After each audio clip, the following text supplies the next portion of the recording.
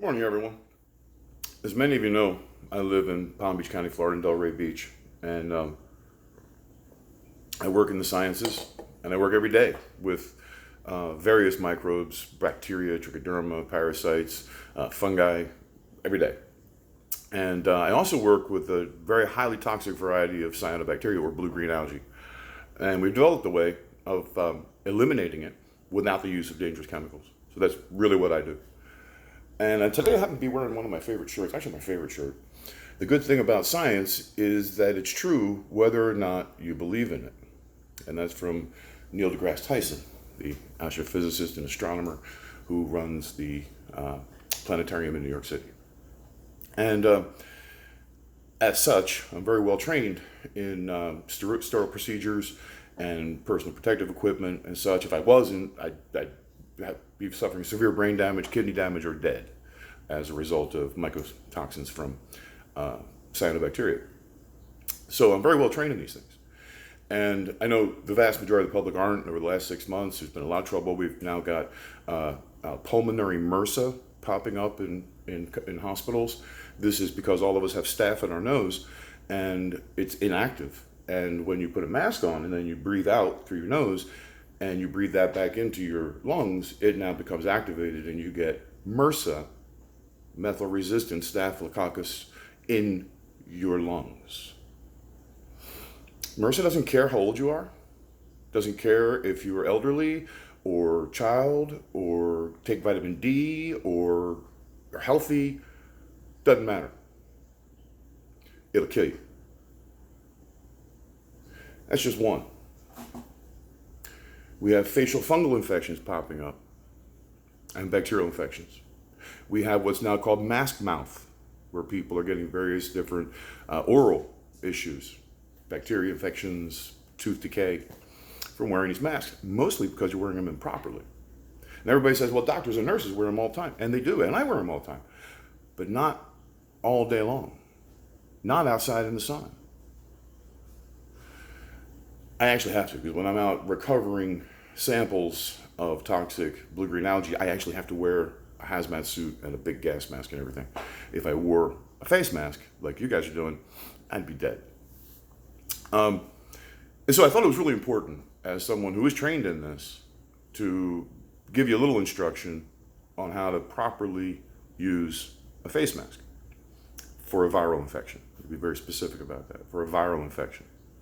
For many of you that don't know, a virus is, and we'll talk specifically about this virus, is about 60 nanometers, up to 120 nanometers, depending on how it's shaped, in size.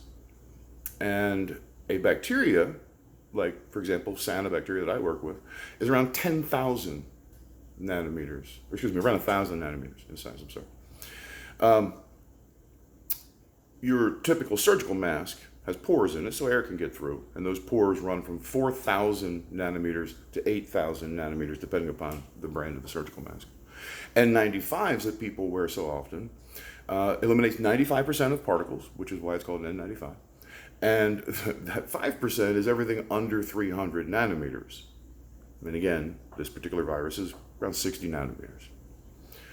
So it's very important that you understand the difference between wearing a mask for prevention of a viral infection versus a bacterial infection. Because they actually are much more effective at preventing a bacteria than a virus because of the size. It's just common sense. And that's assuming you've worn it correctly, washed your face before you put it on, washed your hands, washed your face, and then very carefully put the mask on, never touching the mask, even after washing your hands. You only touch the straps. You don't put it on your ears. Be very careful. Make sure it's sealed all around your face, very carefully. I live in Palm Beach County, and the good folks of Palm Beach County thought it was a great idea to use our tax dollars to send us all free masks. Brilliant idea, huh?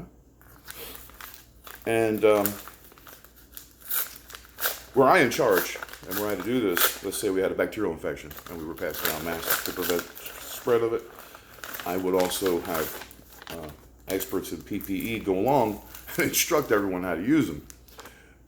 We do get this notice here, which just announces the wonderful stuff they're doing for us, the testing sites, and that facial coverings are required.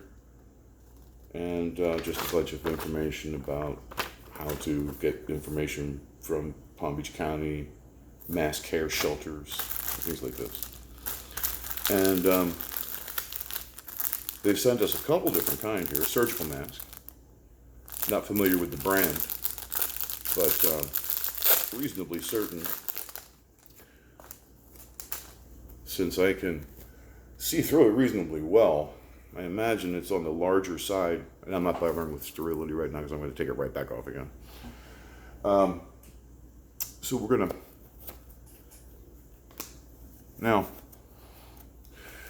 this does absolutely nothing to prevent a viral infection.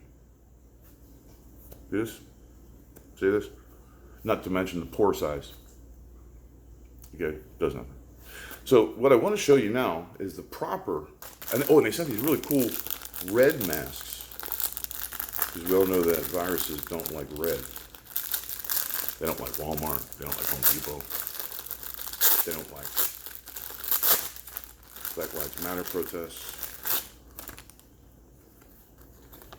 So this is the really cool Combat COVID mask. Still doesn't come with any instructions on washing, wearing. Isn't that cool? Now, see the gap right there? Now I got a big nose, right? But even if you didn't, right? See the gap right there? See up here? Let me show you something. Be right back.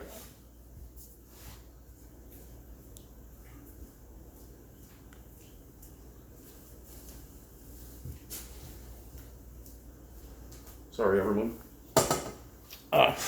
So, for the purposes of this, I have an organic cigarette made by American Spirit, and I'm not gonna inhale.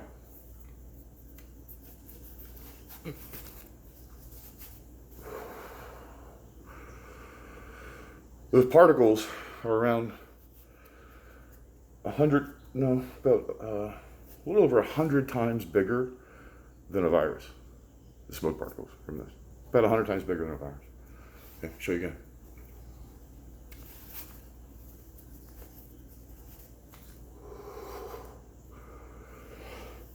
Now, if it goes out, it's also going to come back in, right?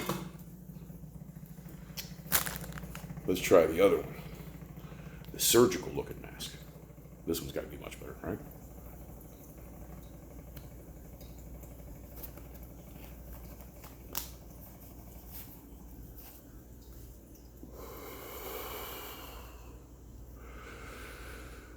Don't think we're sorry. I inhale some of that back in from inside the mask, exactly like I'm telling you that happens with your microbes in your nose. So obviously that didn't work, right? If smoke can get through, it's roughly 100 times bigger, the particle size, than a virus. So what I want to show you now is the proper way to use these masks and masks that you purchase. I do advise against purchasing cloth masks because, even Dr. Fauci, WHO, CDC have all said cloth masks do not work. And in fact, we're more likely to make you sick. Again, it's a cloth mask. You wear it all day. You're touching it. You're sweating under it. A young man working at a restaurant in Delray told Mika and I recently at brunch that he's had 2 respiratory infections, and his doctor says it's from wearing a mask. He's outside, waiting tables, sweating, breathing that, and he's gotten 2 respiratory infections. So these are problems that are coming up. So I'm going to show you the only correct way to use these masks to protect yourself from a viral infection. One way. This is it. Just come with me. Okay, now it's very careful. You have to wash your face. You have to wash your hands. Do not touch the body of the mask, ever. Ever. Don't adjust it on your face. Don't scratch your nose. If you do, the entire procedure must be completed with a new mask. Okay? Everybody's nose itches sometimes. So you gotta scratch it. That's fine. Now you have to wash your face, wash your hands, and put a new mask on. Very simple.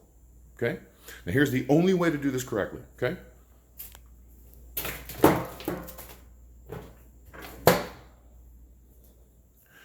as the proper usage of surgical and cloth masks to prevent the infection of a virus.